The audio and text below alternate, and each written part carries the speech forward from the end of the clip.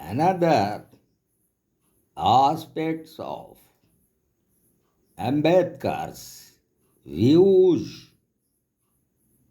is on the very interest of the minorities. So, according to him, the majority rule does not always safeguard the interest of the minority. It is wrong to suppose that the majority in all circumstances can be trusted to represent the will of all sections of people in the constituency. As a matter of fact, it can never do so to any satisfactory degree. If at all, it can only give a very well reflection of the general will, and even that capacity for well reflection must depend upon how numerous and varied are the interests which are consciously shared by the different sections of the constituency, and how full and free is the interplay between them. It is obvious that whereas in India there are no interests which are shared, where there is no full and free interplay, and where there are no common cycles of participation for the different sections. One section, large or small, cannot represent the will of the other. The will of the majority is the will of the minority and nothing more. And no amount of logical ingenuity can alter the fact, and to give effect to it is to allow the full play to the tyranny of the majority. So he expressed his antagonistic views regarding the very process of representation and election. So he took each and every constituency in that line. And in that line also he took the question how far the minorities are represented, and how their interest and their will and desire are represented by the majority. So he put the question that the interest of the minorities are not quite represented by the majority in every constituency where elections are being held, and it is due to the strength and dominance or monopolization of power and the very democratic system by the majority. Again, it is wrong to suppose that the representative elected to the legislature will represent the wishes of the voters who elect him and forget or subordinate the interest of the class to which he belongs. The case of two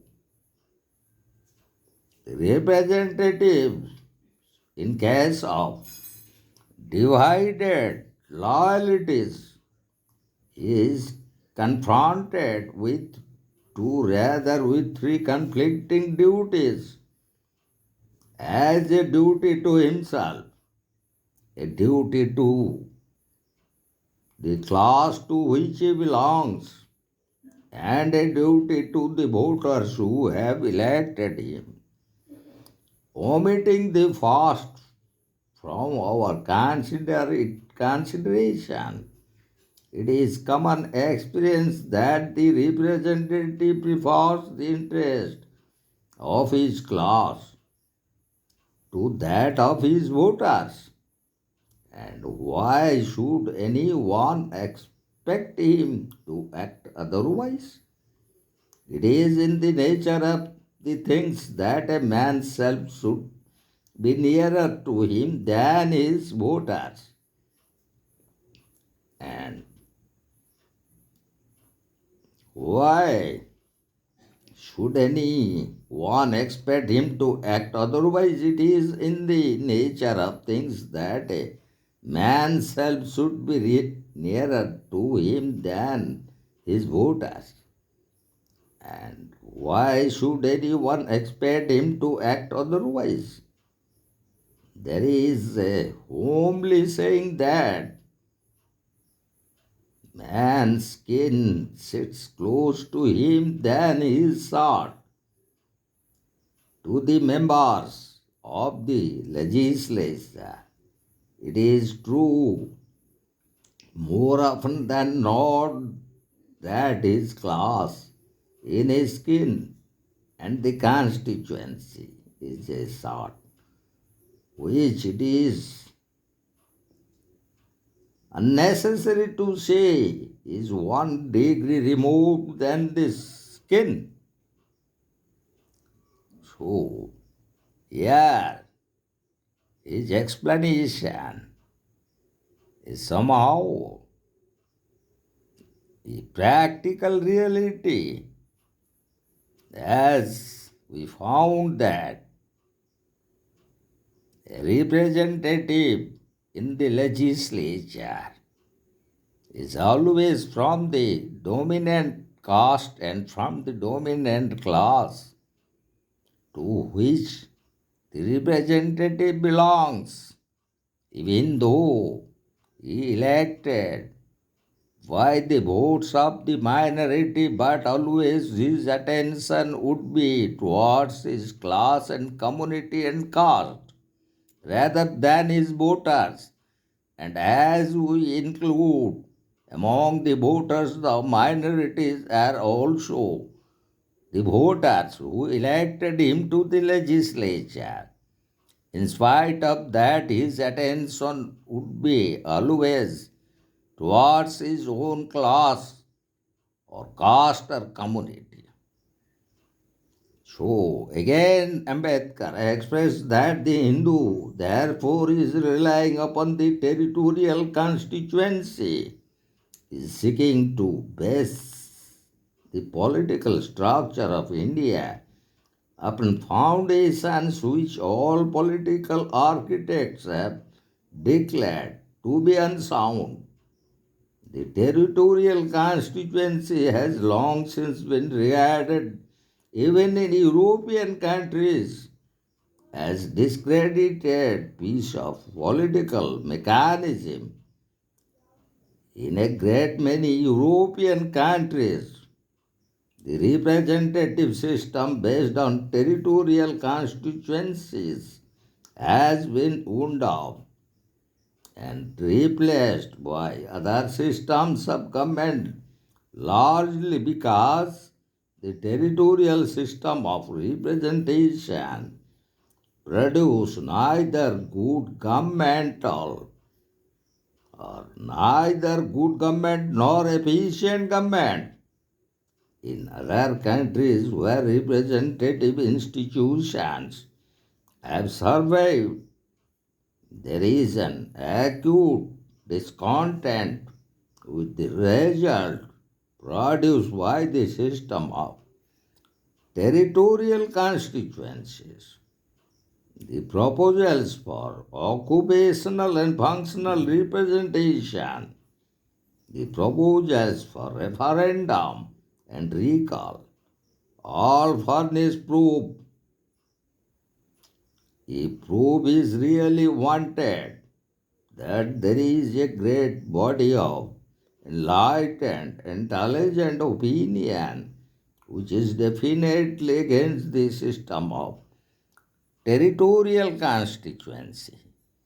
So, in regards to that, Ambedkar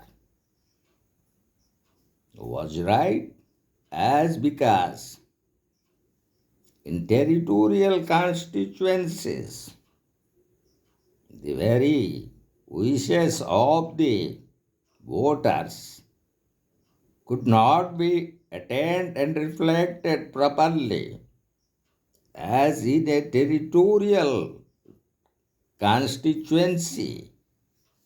We found the dominant of a particular class or caste or community.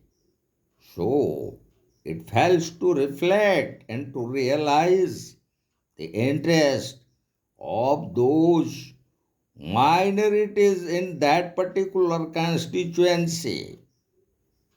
And in the same way, he advocated that it would be rather occupational and functional representation, and that systems must be adopted for proper representation of the wishes of the minorities. So also he forwarded that why in certain democracies there were demands for referendum and recall, and it is due to the failure in territorial constituencies, because the very experience that proved that in territorial constituency system of representative government held by representing the wishes and interests of the minorities, so there was the demand of referendum and recall. And in that context, he also cited the examples of certain European countries where the very representative form or the territorial constituency, which played an important part in the representative form of election, how it failed and it proved disaster.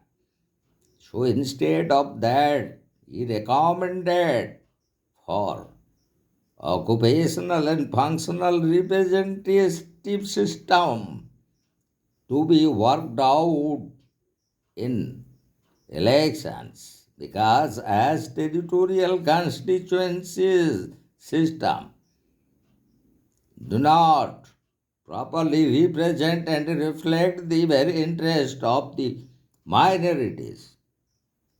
So in these circumstances, the question as to why the Hindus insist upon the political mechanism which is discredited everywhere excites a certain amount of curiosity.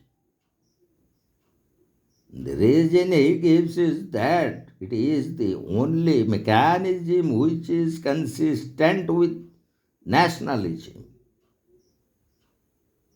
So he was convinced that this is not the real explanation.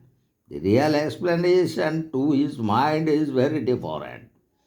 The Hindu prefers the territorial constituency because they know that it will enable them to collect and concentrate all political power in the hands of the Hindus. And who can deny that The calculation is incorrect. In a purely territorial constituency, the contest, the Hindu knows, will be between a huge majority of Hindu voters and a small minority of untouchable voters belonging to the scheduled caste community. Given this fact, the Hindu majority, if it is a purely territorial constituency, is bound to win in all constituencies. But the Hindus, besides relying upon their majority, can also rely upon other factors which cannot but work to strengthen that majority.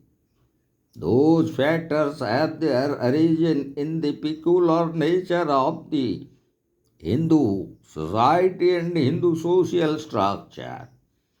The Hindu social system which places communities one above the other is a factor which is bound to have its effect on the result of voting.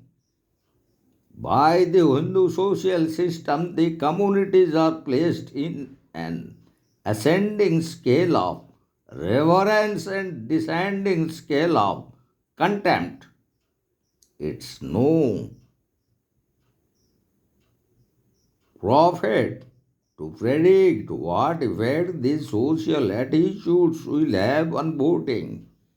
No caste Hindu will cast a vote in favor of an untouchable candidate, but to him is too contemptible a person to go to the legislature. On the other hand, there will be found many voters among the untouchables who would willingly cast their votes for a Hindu candidate in preference to an untouchable candidate. That is because he is taught to reward the farmer more than himself of his untouchable kinsman. I am not mentioning the other means which are often restored for catching votes of the poor, illiterate, unconscious, unorganized body of voters which the untouchables are. A combination of all these circumstances is bound to work in the direction of augmenting the representation of the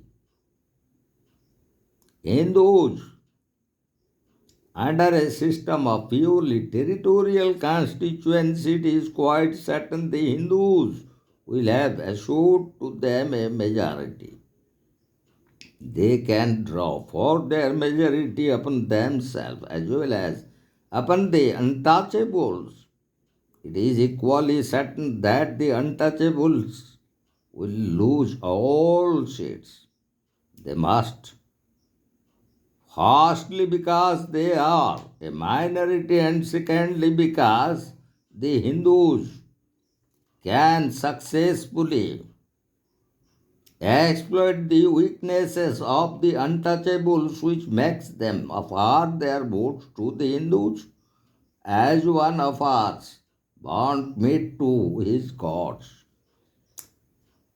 So, these are the views expressed by Dr. B.R. Ambedkar regarding the very interest of the minorities and how the interest of minorities could be represented in the legislature and how it could not be possible in a territorial constituency where the majority or the Hindu upper caste or the community which dominate the entire social fabric where the untouchables are on a helpless situation due to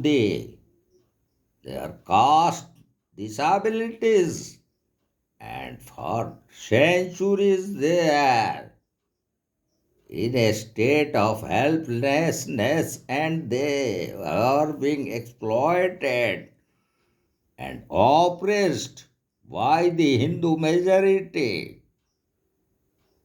So, in his view, in a territorial constituency system of representative government based on universal adult surface is a kind of a farce where the interest of the minorities, the untouchables belonging to the scheduled caste, could not be properly and effectively represented as because the dominant caste or class or community, the upper caste Hindus, would dominate the entire election system in their favor due to the adoption of territorial constituency system of election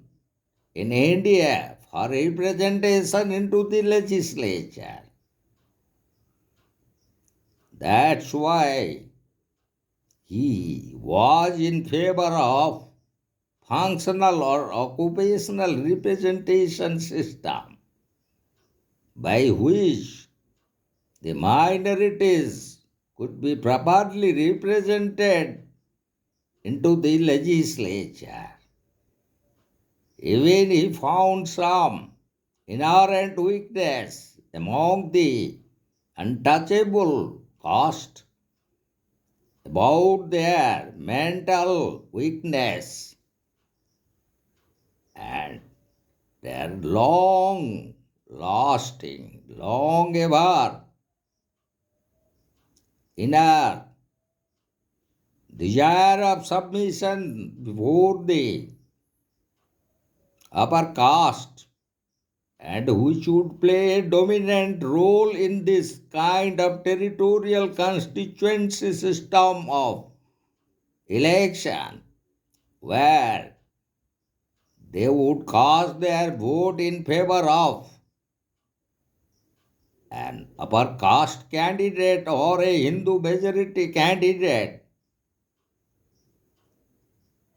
So, these are the arguments laid down, and these are the political ideas of Dr. B.R. Ambedkar on the role of caste system in Indian political system and on the election systems also in determining the future of the political democracy in India and also in the context there.